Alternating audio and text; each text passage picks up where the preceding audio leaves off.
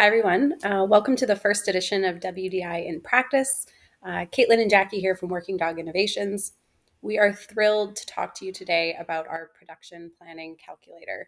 So this is new on our website and for a limited time available free of charge to anyone that wants to use it.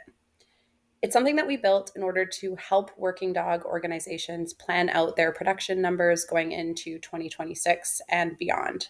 So, really taking stock of where you're at currently and how to get where you want to go. We're going to spend a few minutes going through how to use the calculator and then what to do with the data once you have it. So, I'm going to pass it over to Jackie, and she's going to start by walking us through an example.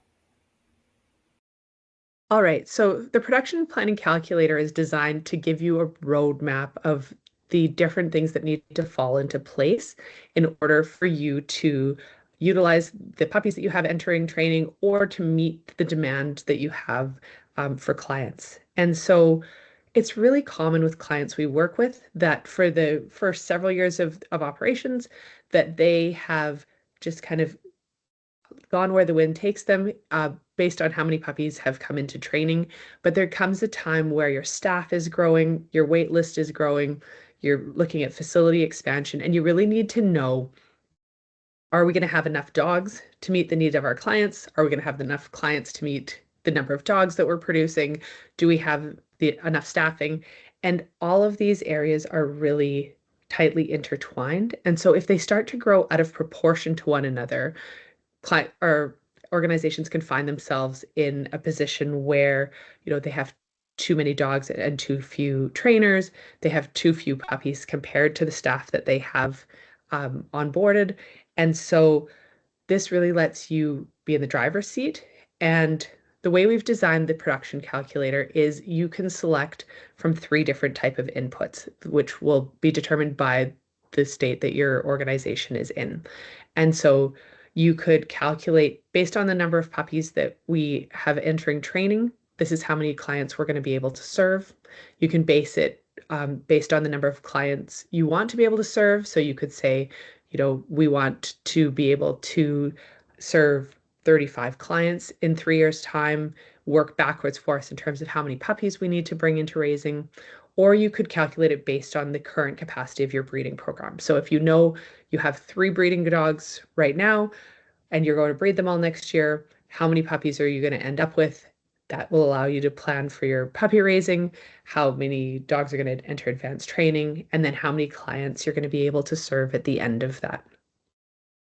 So if we run through we'll start at the top one, calculate based on the total number of puppies to enter training. So this is where you are going to need some data from your organization, but you can also play around with different values because some of these inputs are under your control. So for instance, if we say the total number of puppies we're going to have enter training is going to be 100, of those, 20 are coming from other sources. So whether that's private breeders, shelters, uh, other organizations you work with, exchanges, those are dogs that we know are coming in that are going to potentially go to clients, but that we don't need to make room for in our breeding program. Your average number of live puppies per litter, so we're going to put 7.0. 6 to 8 is kind of within industry norms. And if you're falling outside of that range on the low end, there's things you can look at to bump that up. The percentage of puppies retained from each litter. So if you are frequently giving away stud fee puppies, if you are not keeping surplus puppies or puppies who don't meet a certain threshold on your temperament assessments, this may be lower than 100%, but for the sake of the calculation, we're going to put in 1.0. So our hypothetical organization is keeping all of its puppies. The conception rate, how many of your girls that you breed actually become pregnant, we're going to put 0.85, so 85%. Again, that's a really reasonable number for an organization to achieve. And if you aren't, there's some adjustments that you can likely make there.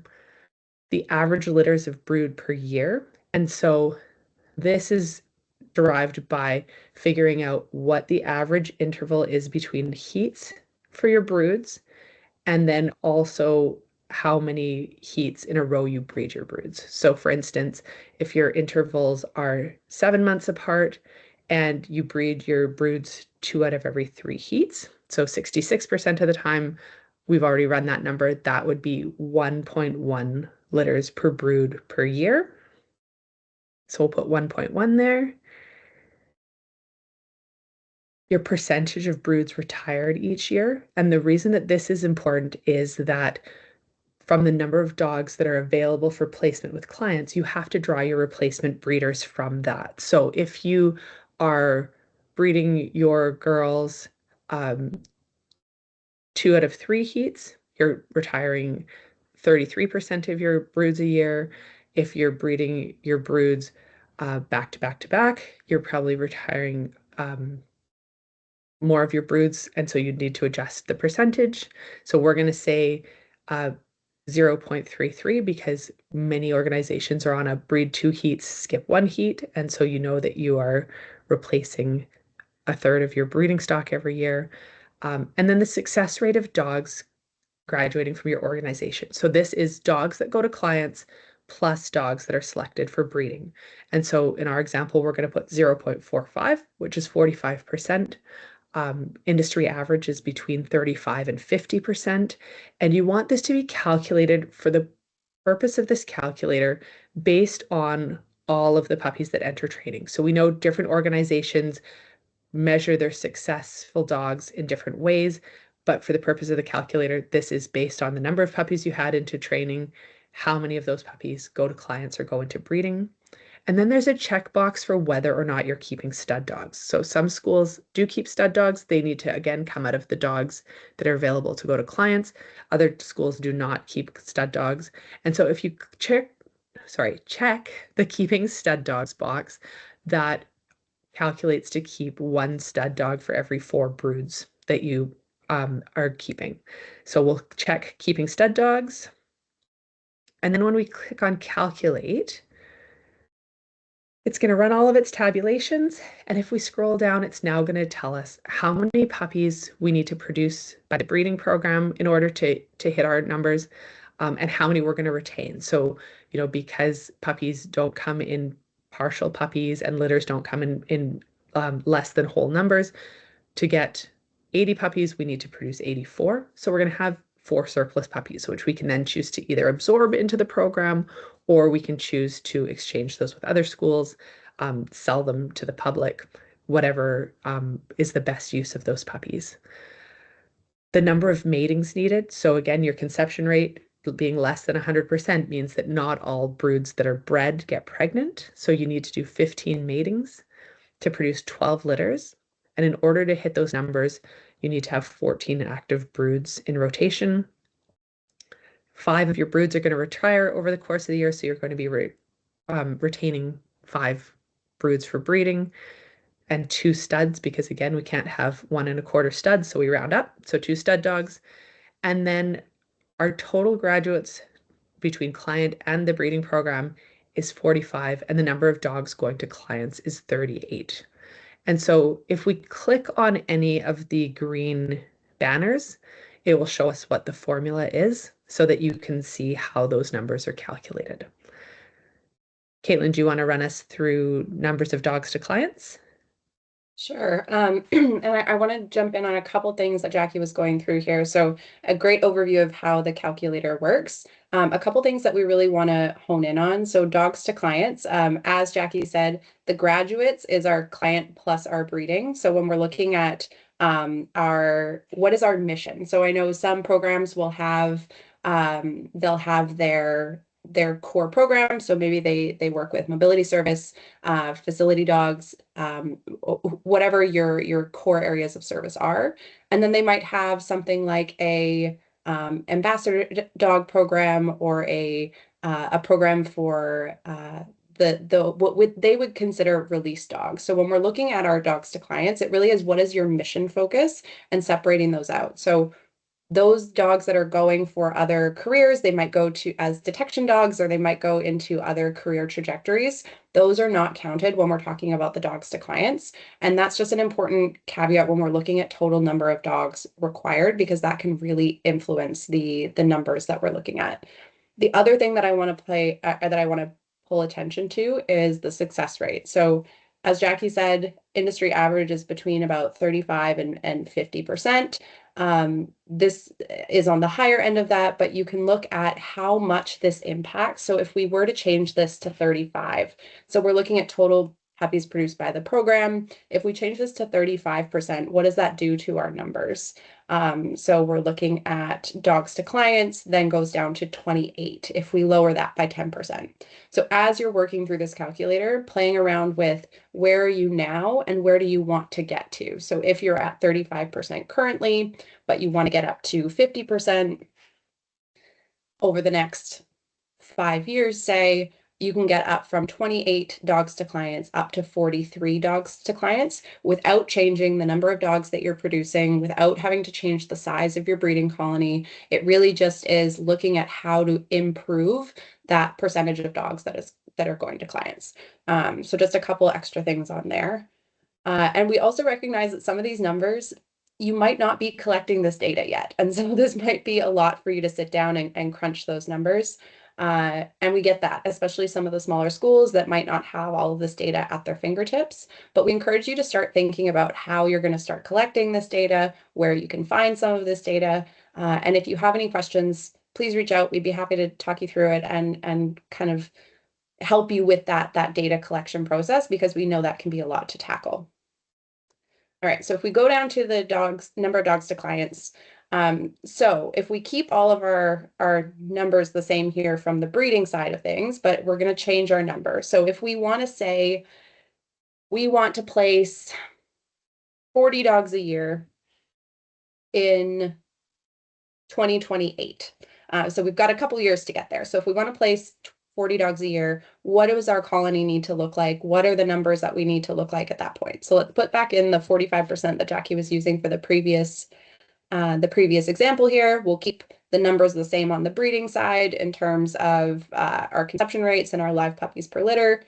And when we click calculate, it then gives us how many puppies we need to be producing. So you can see, because that's the 40 dogs to clients is our target number, then we're working backwards, and how many puppies do we need in 2026 in the breeding program in order to get those dogs placed in 2028. So keeping that in mind too, that when puppies are born, as you all know, it takes a couple years before we're actually getting them to the client. So keeping those things in mind when we're planning out our production cycles. And then we go down to our dogs to clients. So this is our variable that is our end goal of 40 dogs, requiring 47 dogs that are going to be, because again, we're replacing our breeding colonies. We're making sure that we're replenishing that stock. Those are considered successful graduates when we're looking at calculating these numbers.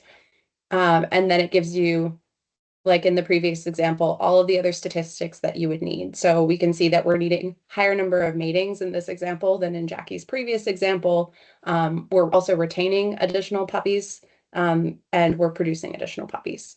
And So it one gives you an thing, idea. Oh, go ahead, Jackie. sorry, I just wanted to say one thing is this is the total puppies produced by the breeding program and that you're keeping from your breeding program. But there's also those puppies that you have coming in from other sources.